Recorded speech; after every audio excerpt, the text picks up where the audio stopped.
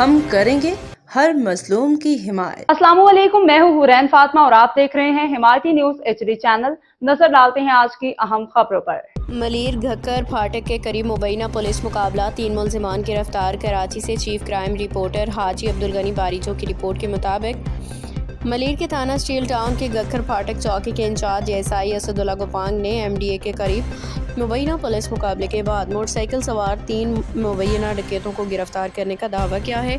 Police के मुताबिक गिरफ्तार मुलजिमान में वहीद बरोही, जीशान इकबाल और एक जख्मी मुलजिम शामिल है। कार्रवाई के दौरान मुलजिमान के कब्जा से 2 अदद 30 बोर पिस्तौल, एक मोटरसाइकिल और छीनी गई मोटरसाइकिल बरामद कर ली गई है। पुलिस का कहना है कि गिरफ्तार मुलजिमान के खिलाफ मुकदमा दर्ज करके मजीद तफ्तीश शुरू कर दी गई है, जबकि उनसे मजीद इंकशाफात की भी तवक्को की जा रही है। खबर रहिए हर जगह हर वक्त, जानिए मुल्की और गैर मुल्की हालात व वाक़यात यकीन के साथ।